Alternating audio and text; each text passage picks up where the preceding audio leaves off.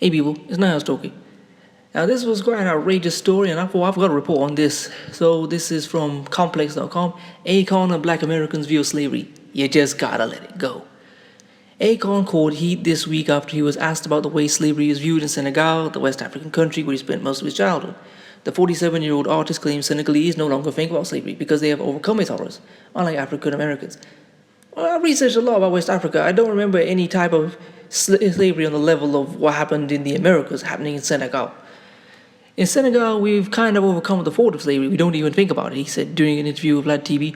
The only time we think about it, honestly, is when we're doing tours at Gorée Island. Outside of that, people have lived and moved way beyond the slavery concept.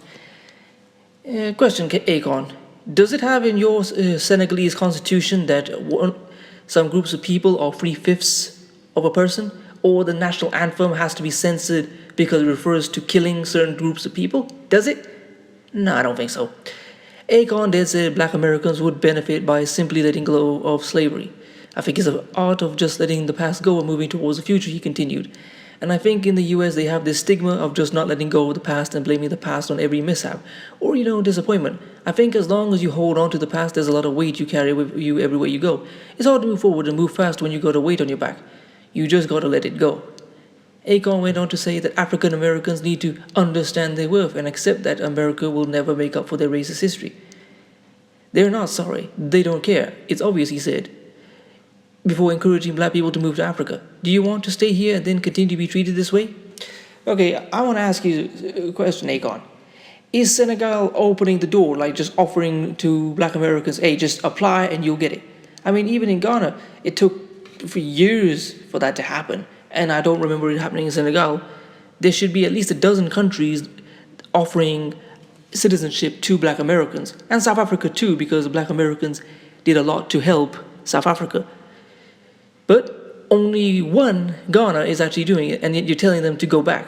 There's not even a wide range of options to choose from, at least in an easy, to make the process easy.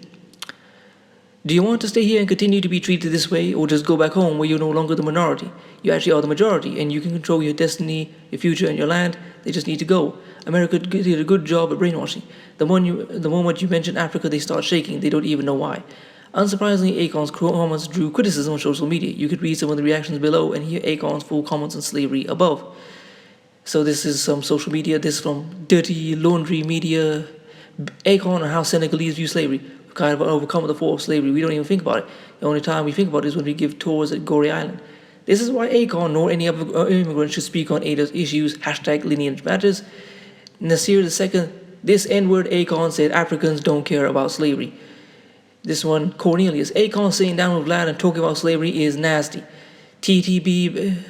Akon does not speak for all Senegalese when he says shit like black Americans need to move on from slavery. And forget about it. Nah, fam, I'm a Senegalese that still think about it because it created decades of destruction.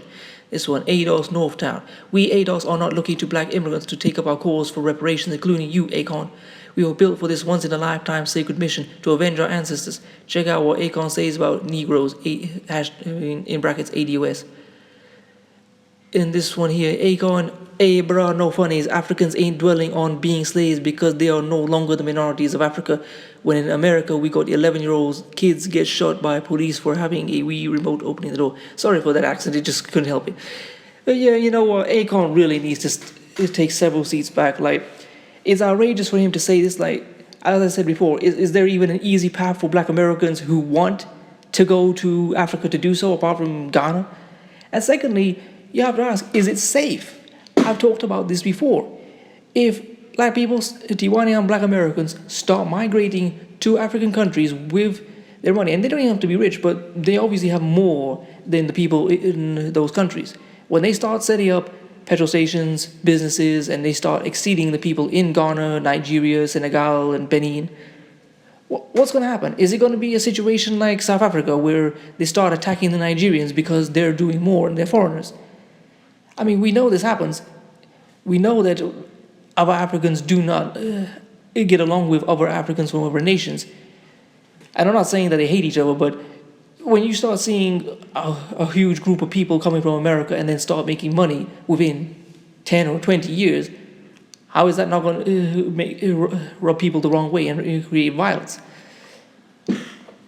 none of these African countries are at the level that they could even accept even a 1% migration of black Americans to any of their nations. In fact, a lot of people are trying to migrate from them. If you've ever seen those ships on the Mediterranean Sea, rest in peace to those people. And Akon needs to do what he does best in selling out his countrymen and their birthright to the Chinese. Because for all he talks about that digital city, it's funded by the Chinese. And you know one of the reasons why? I remember seeing someone saying, "Oh,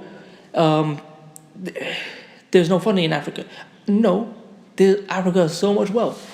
Most of the wealth in Africa is taken by corrupt African elites and hidden in European and American bank accounts. That's why they have to go to the Chinese for investment, because most of Africa's money is stolen. So how are you going to invest in Africa in that way when so much of its existing wealth is stolen? And then he's telling Tiwaniyan black Americans to just migrate by the hundreds of thousands. And the people who live in those countries are not having the best of times as it is. Anyway, I've gone on enough, and I'm sure you all have your own thoughts. Please comment, rate, and subscribe. I'm going to leave this article in the description. Peace.